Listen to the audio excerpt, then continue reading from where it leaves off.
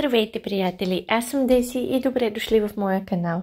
Тази година реших да разделя есенните картички, които ще ви споделя на две видеа, като първото, днешното видео, ще бъде само с акварели, а второто видео, което ще споделя на есенна тематика, ще бъде в началото на септември и там ще използвам всякакви техники. Така че, ако ви е интересно, ще се радвам да се абонирате за моя канал, за да не пропуснете и новото видео. Сега нека насочим вниманието си към сегашното видео с акварели. Ще се опитам картичките, които правя в това видео, да са нарисувани по възможно най-лесен начин, за да е подходящо и за хора, които са малко по-начинаещи в използването на акварели. Първата картичка, с която започвам, е едно мече, което така удобно си се е настанило под едно дърво. Старая се да използвам максимално елементарни очертания, за да го нарисувам, като пропуснах да кажа в началото на видеото, всички изображения, които ще използвам в това видео, са вдъхновени от Pinterest. Не съм си ги измислила сама. След като нарисувах мечето, съвсем с леки груби щрихи ще отбележа къде искам да бъде дървото. Самият процес по оцветяването е на забързан кадър, но нека да ви обясня стъпките, които следвах, ако се интересувате и ако ви е полезно, когато оцветявате. Тревата и дървото ги поедисах в жълто, като после добавих червени и зелени точки и добавях доста вода, за да стане по-преливащ ефект и да не се виждат ясно очертани листа.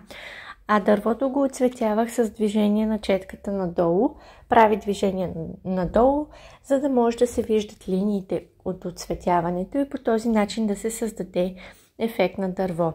Мечето първоначално го оцветих кафяво, като след това около лапичките и краищата на тялото добавях по-тъмно кафяво и отново с повече вода размазвах, за да се получи малко по-преливаща нюанс, едно светлосенки.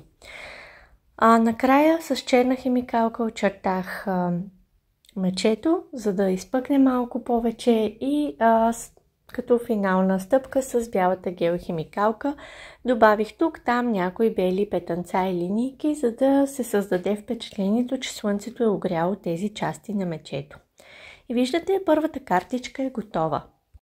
Втората картичка ще представлява лисица седнала на пънче, като отстрани ще има гъбки и листа, за да се създаде още по-есенно настроение. Между другото, докато правих тези картички, започнах да обмислям да ги направя и в дигитален формат, т.е. да станат картички, които да публикувам в Etsy магазина си и хората да могат да си ги принтират колкото пъти пожелаят, например. И ми е интересно тук да чуя вашето мнение относно такъв тип картички. Вие някога купували ли сте ръчно нарисувана картичка, принт от някой творец? Бихте ли превърнали своето изкуство в дигитален продукт? Много ще ми е интересно просто да споделите всякакво мнение, идея и съвет дори по тази тематика като коментар под видеото. А сега отново да се върнем на лисичката, която рисувам в момента. Тук отново с оцветяването процедирах по същия начин, както и при мечето.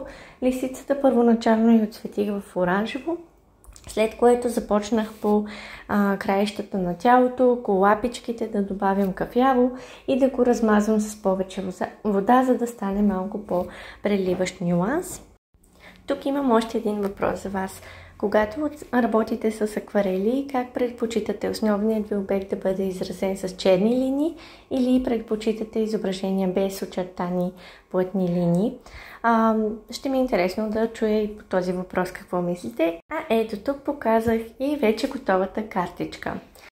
Третата картичка ще бъде калинка, държаща чадър, като тук оцветяването се случи абсолютно на същия принцип, както при останалите две картички. Първо оцветявах с по-светъл нюанс, а после с по-тъмен нюанс добавях някакви светлосенки по краищата.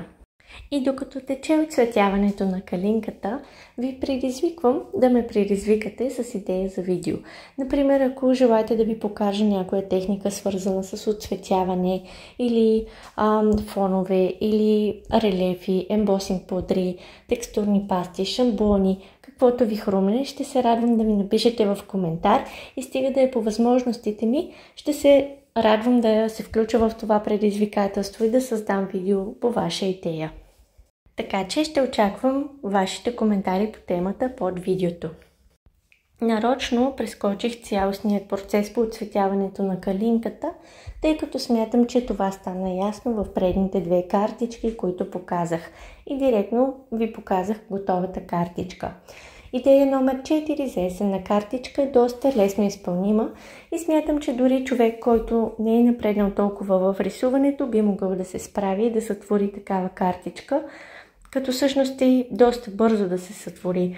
Тук рисувах листа, които отцветих с един фон и след което добавих контрастни цветове, например червено към жълтото или лилаво дори на места, и отново с повече вода размазвах, за да се получат по-преливащи цветове. И ето виждате, картичката е готова, красива и ефектна. За картичка номер 5 реших да ви покажа как да нарисуваме тикви, като се надявам да ви е полезно, особено ако сте малко по-начинаещи в използването на акварели.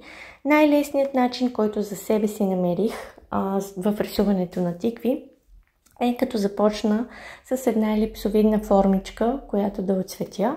Това ще бъде центърът на тиквата, след което на съвсем малки разстояния от нея, така че да се вижда тънка бяла линия между двете фигурки, започвам да рисувам фигурки във формата на луна от двете страни на тиквата. Оцветяването се случваше на абсолютно същия принцип, както и при останалите картички. Към вече отцветените в по-светъл нюанс елипсовидни форми, съвсем леко по краищата добавях оранжево или светло кафяво, което размазвах с повече вода, за да стане по-преливащо и така да се получи малко по-ефектна тиква. Ето тук показвам готовата картичка. Последната картичка за това видео е на моя много любима тематика пътуване, като смятам, че се получи доста нетипична картичка и може би малък брой хора биха харесали да подарят такава картичка за есенен повод, но на мен ми харесва изключително много, дори обмислям да си я сложа в рамка. Надявам се и вие да я оцените и да ви хареса. Всъщност най-ефектен се получи фонът на тази картичка. Първоначално добавих с жълто листа и клони навсякъде, а след което направих същото и с оранжево и червено, след като всеки предишен цвят засъхваше. И вижте накрая ярките, красиви цветове, които се получиха. А за да завърша видеото подобаващо, ще споделя отново всички картички, които направихме днес, като ще ми е интересно да чуя коя ви хареса най-много. Чао и до нови срещи!